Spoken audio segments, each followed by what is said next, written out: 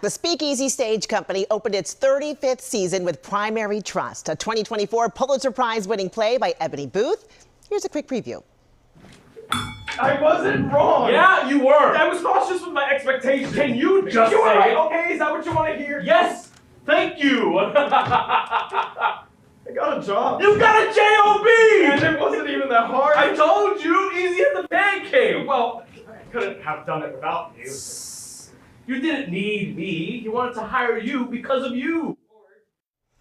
Joining me now, we have David J. Castillo, who plays the main character you saw there, Kenneth, and Janelle Grace, who plays several characters, including Karina, a new waitress at a tiki bar called Wally's. Thank you both so much for being with us. Thank you for having us. Thank you. This is a fun show to see because let's talk about the title first. Janelle, we'll start with you because it's called Primary Trust. For folks who haven't seen it yet, how would you describe this and with the title? The play? Mm-hmm. Okay, so the play is really about letting go of things that no longer serve you, even though it's the thing that you've had, the thing that you've been holding on to. And to tie the title into that, Primary Trust. Where is the primary trust? Where is your trust? Where is your experience? Where is your heart? And figuring that out in the midst of chaos and change, and finding a place to grow, to be a new version of yourself.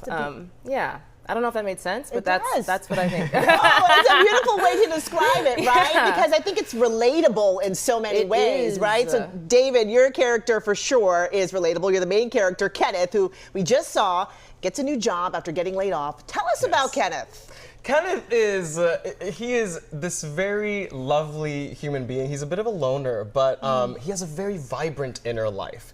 But when he gets laid off, that inner life suddenly starts to burst out, and he starts to meet people that otherwise he wouldn't go out of his way to have a conversation with. People start offering him kindness at his new job. He meets Karina, and these people encourage him to change and look outside of what's inside, and become comfortable with what's outside. So like Janelle says, it really is a play about growth, about choosing to step out of your comfort zone and see what's out there. That's why it's so relatable, I think, because I mean, you got to get comfortable being uncomfortable sometimes, Yeah. right? Yeah. Right. So Janelle, you play several characters in this play. Talk about that and their relationships to Kenneth.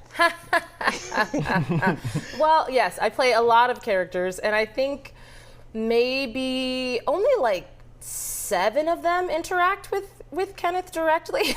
Just 7. Just 7. Very humble number, you know, yeah. very demure. And so I think that they, like, especially the ones that happen in the bank once he gets his new job, they really challenge him, and in a way they let him see what goodness is inside of him and how capable he is. And so it's like they present little challenges here and there for him to overcome, and for him to be like, oh, I am a capable, competent person who can do so much more than I ever thought. But my main character that I play, Karina, I feel like she's the one who really interacts with him the most, in terms of like bringing him out of his comfort zone and being like a buddy, to be like, you know what, this is scary for you to do, let's do it together. Yeah. And you know what, David, you know, we go into in the play, you go really through some things, some emotional trauma happens there. Absolutely. Talk about how that has been kind of transforming into that. Have you had to tap into your own personal life to be able to bring that out? Sure, you know, as an actor, there are a variety of different ways that we tap into those sorts of experiences and emotions, but honestly, what I think has been the most helpful has been having Janelle, having Arthur Gomez and Luis Negron, my other castmates, and our director, Dawn. Our room was so special, and it was so honest and safe for us to explore and play and say, I don't know. And creating that kind of environment allows you to create dangerous theater. When you are safe, surrounded by people who care about you, you feel safe on stage when you're telling these stories. Yeah. This is a bit of a homecoming for you, too. This is, we yes. have to talk about this connection. Both of you guys have some Boston connections here. You're from the Boston area, BPS student. Both of you went to BU. Yeah. What is it like to be back in Boston performing? Honestly, it's a gift. I grew up in the Cathedral Projects. I am a couple of blocks away from the place where I grew up. Doing this show, being able to do this show here is kind of a full circle moment for me. I've spent the last almost 10 years working in Los Angeles in film and TV.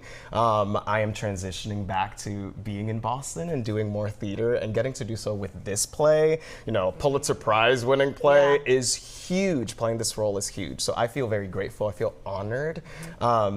And for me, the play very much is a love letter to the city.